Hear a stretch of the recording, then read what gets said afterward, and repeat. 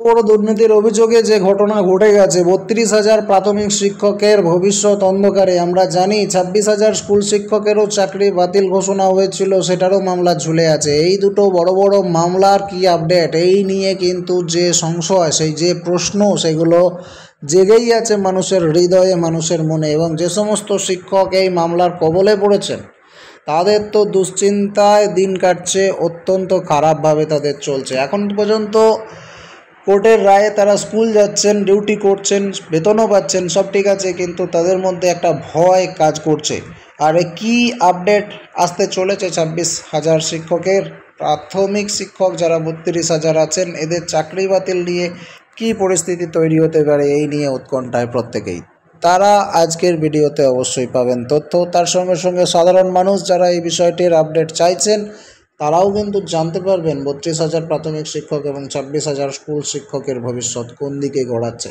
আমি আপনাদেরকে জানিয়ে দেবো বিশ্ববার্তার তরফ থেকে একটা প্রতিবেদন শো করে প্রমাণ সহ। অবশ্যই মন দিয়ে শেষ পর্যন্ত দেখবেন, সঙ্গে সঙ্গে অবশ্যই একটা শেয়ার করে দেবেন, যাতে করে বাদবাকিরাও এই ভিডিওটিকে খুঁজে পায় এবং তারাও জানতে পারে তথ্যটি। আপনি যদি স্মার্ট দুনিয়া ইউটিউব চ্যানেলে নতুন হয়ে থাকেন, একটু কষ্ট করে সাবস্ক্রাইব করে রাখবেন, তাহলে কোনো আপডেট আপনাদের মিস হবে না। আমরা সরকারি কর্মচারীদের আপডেট দিয়ে থাকি।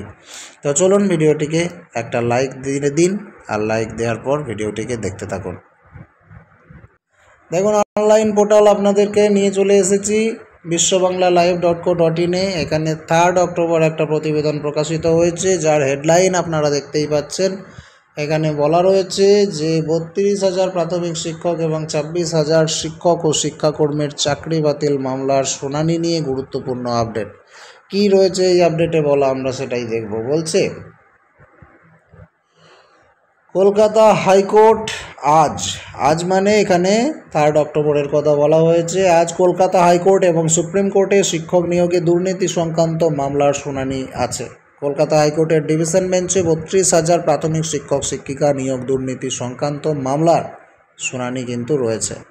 মামলাটা রয়েছে প্রিয়াঙ্কা নস্কর মামলা, যেটা 67 নম্বর সিরিয়ালে রয়েছে। সুপ্রিম কোর্টে 2016 এসএসসি এর 2016 এসএসসি এর 26,000 শিক্ষক শিক্ষিকা এবং শিক্ষাকর্মী নিয়োগ মামলার শুনানি রয়েছে। মামলাটা 34 নম্বর সিরিয়ালে কিন্তু রয়েছে।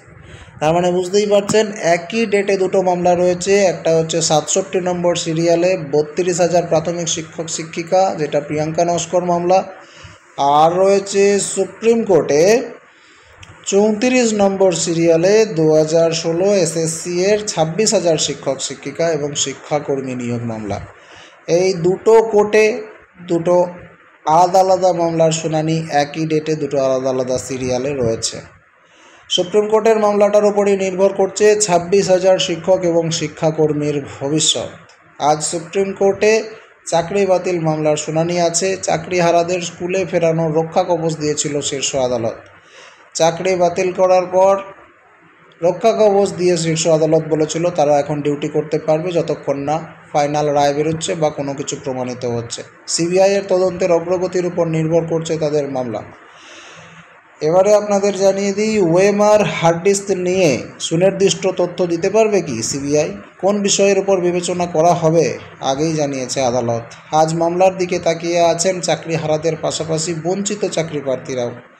2016 সালের 22 এপ্রিল নিয়োগ প্রক্রিয়ার সম্পূর্ণ প্যানেল বাতিল করে দিয়েছিল কলকাতা হাইকোর্ট। বিচারপতি দেবাংশু বসাক এবং বিচারপতি মোহাম্মদ সাব্বার রাশিদের ডিভিশন বেঞ্চের ওই রায়ের ফলে প্রায় 26,000, টোটাল 25,753 জন শিক্ষক এবং শিক্ষাকর্মীর চাকরি চলে যায়। যদিও পরে সুপ্রিম কোর্ট তাদেরকে একটা রক্ষা কবচ দিয়েছেন, প্রমাণ হাতে পাওয়া অবধি একটা স্থগিতাদেশ কিন্তু রয়েছে। এর আগে বেশ কয়েকবার এই মামলার শুনানি পিছিয়ে গেছে। প্রধানমন্ত্রী এই ব্যাপারে কিন্তু কোনো রকম হস্তক্ষেপ করেননি। প্রধান বিচারপতি DY চন্দ্রচূড়ের ডিভিশন বেঞ্চে প্রায় 26,000 শিক্ষক এবং শিক্ষাকর্মীর চাকরি বাতিলের মামলার শুনানি হওয়ার কথা থাকলেও শুনানির যে তারিখ সেটা পিছিয়ে দেওয়া হয়। বারে বারে শুনানি পিছিয়ে যাওয়ায় আশাহত হচ্ছেন শিক্ষকরা। আর এই মামলা দুটো এমন একটা পর্যায়ে পৌঁছে গেছে যেখানে তারিখ পে তারিখ আসতেই আছে। দেখা যাক কি রায় বেরিয়ে আসে ফাইনালি।